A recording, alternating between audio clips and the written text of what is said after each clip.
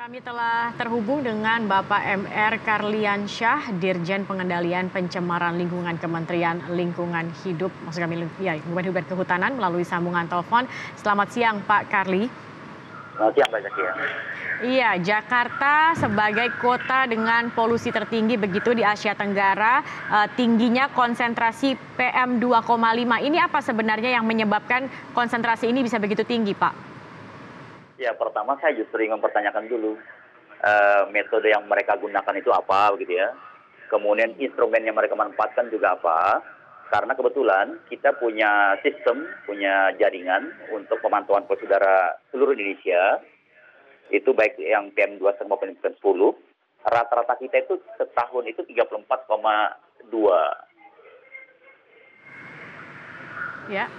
Ya, jadi di atas sedikit dari standar WHO ya. Jadi kalau tadi disampaikan kita nomor 1 di Asia Tenggara, saya justru mempertanyakan begitu. Baik, tetapi kalau Anda sendiri melihat sebenarnya seberapa buruk kualitas udara di Jakarta ini sendiri, Pak? Ya, tadi saya sampaikan bahwa kami punya rekaman. Jadi selama tahun 2018 misalnya kita mempunyai hari baik itu 34. Hari sedang itu 122. Yang tidak sehat memang 196 hari. Nah, tidak sehatnya kota Jakarta itu lebih diutamakan atau disebabkan karena sumber pencemar dari kendaraan bermotor. Jadi kalau dicermati pagi, nanti sore itu PM 2,5 pasti tinggi gitu ya. Tetapi sekali lagi saya sampaikan rekaman kami rata-rata tahunan untuk PM 2,5 kota Jakarta itu 34,2. Baik, kemudian untuk mengurangi begitu ya Pak tingkat polusi khususnya di Jakarta sejauh ini apa saja yang sudah dilakukan Pak Karli?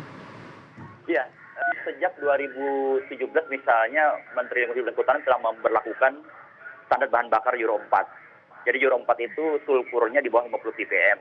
Nah selama ini atau sebelum Euro 4, kandungan sulfur di bensin itu rata-rata sekitar 300 ppm. Kalau solar itu bahkan sekitar 2.500 ppm begitu. Tetapi sejak 2017 September itu kandungan bahan bakar sulfurnya itu hanya 50 ppm maksimal. Itu yang pertama. Yang kedua kita mendorong pemerintah daerah untuk meningkatkan transportasi massal. Alhamdulillah kalau dicermati Jakarta kan sudah banyak menggunakan Transjakarta. Insya Allah sebentar lagi juga LRT, MRT akan beroperasi. Jadi pastinya akan menyumbang kontribusi untuk menurunkan beban polutan ya di udara. Yang berikutnya kita mendorong pemerintah Kota Jakarta juga pemerintah lainnya di Indonesia untuk misalnya meningkatkan taman-taman kota, hutan kota yang berfungsi untuk menyerap partikel-partikel polutan itu bisa dikurangin ya. Kemudian juga kita mendorong pemerintah kota untuk misalnya melaksanakan Car Free Day, Hari Bebas Kendaraan Bermotor. Ini juga sangat signifikan begitu. Nah, tadi malam saya coba mengamati kualitas udara yang dilakukan oleh satu lembaga swadaya masyarakat di Beijing. Bisa dibuka diunduh dengan EQICN. Itu nilainya tadi malam 154 untuk Jakarta, emang tidak bagus, tapi pagi tadi itu nilainya hanya 63 begitu. Jauh di bawah Manila yang 54. Baik. Artinya Pak kalau kita bisa katakan sebenarnya penyumbang terbesar dari polusi udara ini adalah kendaraan bermotor begitu Pak, nomor satunya. Betul sekali. Oke, kemudian apa juga sebenarnya bisa dilakukan oleh masyarakat? Tentunya ini juga membutuhkan keterlibatan masyarakat, kesadaran masyarakat juga untuk turut mengikuti atau berperan serta untuk menurunkan polusi udara di Jakarta. Sebenarnya apa juga yang bisa dilakukan oleh masyarakat untuk ikut berperan dalam hal ini, Pak? Ya, kita tentu mendorong masyarakat untuk menggunakan public transportation ya. Jadi sebanyak mungkin, semaksimal mungkin menggunakan transportasi massal lah gitu. Kalau kendaraan pribadi kalau bisa dikurangin. Kemudian mungkin untuk jarak-jarak yang terlalu dekat ya cukuplah naik sepeda atau naik jalan kaki gitu ya. Yang agak jauh mungkin naik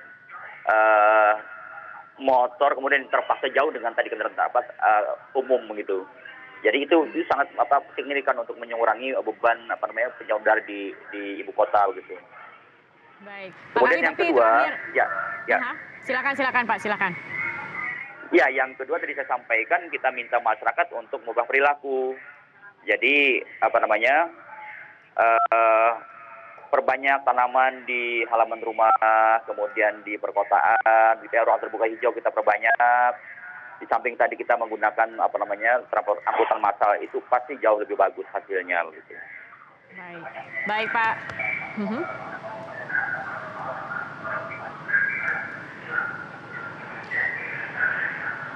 Baik, Pak Karliansyah, terima kasih Pak sudah bergabung bersama kami di Metro Siang.